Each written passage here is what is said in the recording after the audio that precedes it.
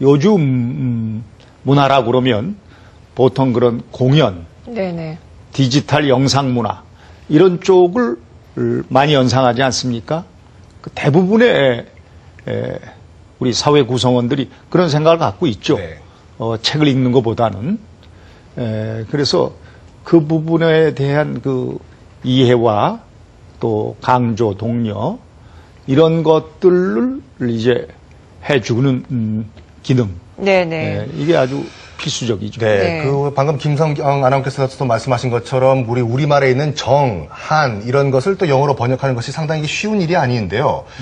그 신경수 씨가 이런 말을 한 게 기억이 납니다, 원장님. 지금 그렇게 엄마를 부탁해가 돌풍을 일으키는 이유가 한국 문화 번역을 위한 꾸준한 노력이 이제 결과가 미미하게 드러나는 것이다라고 말을 하시는 게 기억나는데 한국인이라고 하면 좀 빨리빨리란 그 습성을 갖고 있는 민족인데요. 거기에 이제 꾸준히와 미미하는 좀 상충되는 개념인 것 같습니다.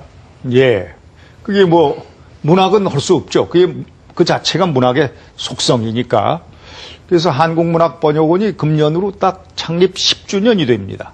10주년이 되는데, 문학에 대한 이해도 사회적으로 그렇게 높은 편이 못 되고, 또 번역도 그렇고, 이게 어떤 그 세계 시장에서 어떻게 평가가 되고 있는가 하는 것 자체를 측정할 수 있는 방법도 사실은 좀 이렇게 계량적으로 분명히 나타나는 게 아니고 그래서 한국문학번역원 내지는 한국문학의 번역 또는 세계 진출 이런 것에 대해서 그 요즘 잘 쓰는 말로 존재감 자체가 사실 크지 못했었죠.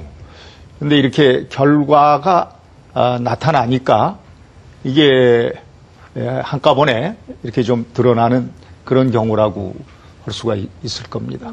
네. 신경숙 씨의 그 소설 하나의 베스트셀러 가지고 너무 거기 과대평가를 하는 것이 아닌가라는 우려도 있는데 신경숙 씨의 소설을 계기로 우리 한국 문학이 세계로 나갈 수 있는 어떤 발판이 확실하게 됐다고 보십니까, 원장님? 예, 저는 그렇게 봅니다.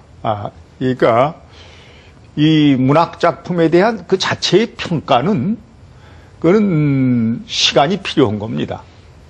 그리고 그것을 수용하는 독자들에 의해서 또는 전문적인 그 비평에 의해서 이루어지는 것이기 때문에 그 질적인 평가는 우리가 시간에 맡겨야 되고 우선은 세계인들, 세계의 독자, 소비자들에게 그 기회를 제시해주는 그게 필요하죠. 처음이 어렵죠. 그렇죠. 일단 물꼬를 트고 나면 그 다음부터는 오히려 이제 많이 더 그 보물처럼 터지지 않을까 하는 생각이 듭니다. 네. 그만큼 이제 한국 문학에 대해서 관심을 갖는 층이 많아졌다는 얘기인데 어떻게 이 신경숙 씨의 소설이 미국 시장에서 이렇게 좋은 반응을 얻게 됐을까요? 어떤 정서적인 측면에서 어필이 된 부분이 있을까요? 예. 이게 저는 뭐 제가 이제 번역원장을 맡고 있습니다만 제가 이제 소위 그 문학평론가로 금년에 이제 45년째를 맞이하는데요. 네. 데뷔한 지. 그런 입장에서 좀 분석을 해본다면 여러 가지가 함께 어울려서 그런 현상이 이루어지지 않았나 생각을 합니다. 첫째는 이제 그 수요자들, 미국 독자 시장 이 그걸 받아들일 수 있게 되었다는 것이 아주 특이한 일입니다. 미국에서는 이 외국 서적들을 거의 안 봅니다. 배타적이죠. 3%. 예. 그래서 유럽이든 아시아든 뭐 일본 어디서든지 미국 시장의 진입 장벽이 제일 높습니다. 3% 정도예요. 그리고 그 3%에서 또 3% 정도가 문학작품입니다. 네. 그러니까 아주 극소수예요. 미국 시장에 진입하기가 그렇게 힘든데 그러면 어떻게 미국에서 성공을 먼저 거두기 시작했는가? 신경숙 씨 경우 제가 볼 때는 미국 사회가 그 IMF 이후 겪고 있는 어떤 그런 그 경제적인 불황과 그로 인한 어떤 그 상실감 여기에서 미국 사회가 핵가족 아닙니까? 네.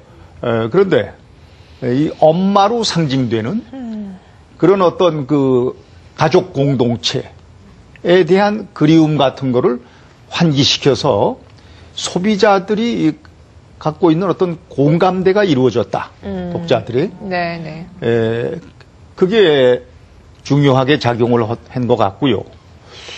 또 제가 개인적으로 이렇게 볼 때에는 미국 시장에서 문학 작품들은 대체로 추리 소설들이 많습니다. 그렇죠. 네. 추리 소설들이 우리 한국의 경우에는 좀 그런 게 드문데 신경숙 씨의 이 엄마를 부탁해는 그 도입부가 상당히 전반부가 그런 형태를 띠고 있습니다. 추리 소설 형태로요. 그렇죠. 네.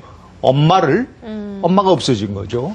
그래서 엄마를 찾아 나서는 그러니까 그 아득하게 느껴지는 가족 공동체에 대한 가족 공동체를 다시 찾고 또 그거를 추적해 나가는 방법이 추리 소설적이고 그래서 미국 시장에 이게 맞지 않았나. 그러니까 방식은 이런 분석을 저는 개인적으로 해봅니다. 네, 그러니까 방식은 좀 그 서양 사람들한테 미국 사람들한테 어필할 수 있는 그 네.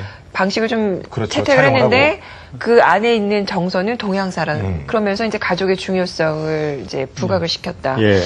예. 네, 근데 성공 지금- 요인을 이제 알겠습니다. 그렇습니다. 네. 근데 아까 저희도 약간 그 말씀 나눴지만 그 지금까지 한국 문학 작품이 이제 번역이 잘 안 된 이유는 그 표현의 뉘앙스 차이라고 말씀을 드렸는데요. 뭐 정 같은 경우에는 영한 사전 보면은 또 뭐 심퍼티라고 나와 있고 한 같은 경우에는 그렇지라고 나와 있는데 100% 그렇게 호환이 되는 건 아니거든요. 네, 그런 거 같거든요. 교수님, 그럼 이런 그 번역의 문제점을 어떻게 극복을 해야 되고 또 어떤 식으로 번역을 해야 될까요? 번역은 반역이라고 하는 말이 있습니다. 물론 긍정적인 의미의 해석도 가능하고 부정적인 의미의 해석도 가능하다고 저는 생각을 하고 있습니다. 근데 거기에는 분명히 그 반역이라는 말에는 무엇인가 원작자의 의미를 제대로 전달하지 못할 때 나타나는 파괴행위라고 봤을 때 이건 부정적 의미도 가능하다라고 생각을 합니다.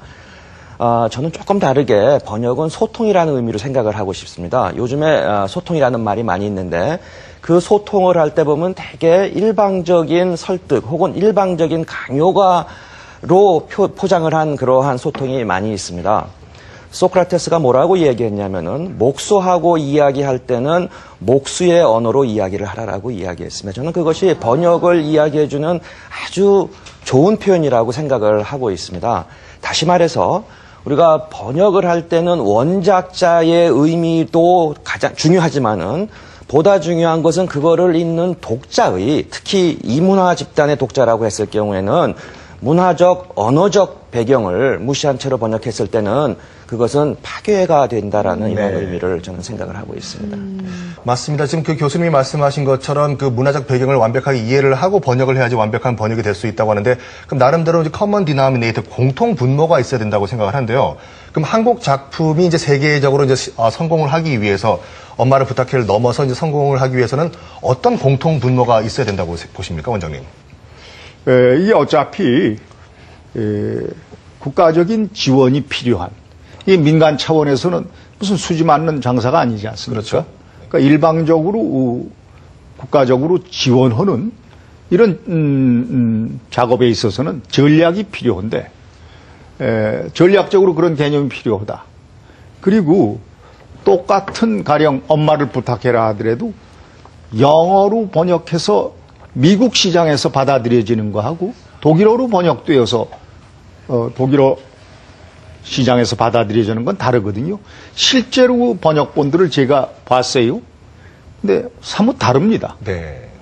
그게 정상입니다. 그래서 그 받아들이는 문화권에서 어떻게 소화를 하는가 하는 것이죠.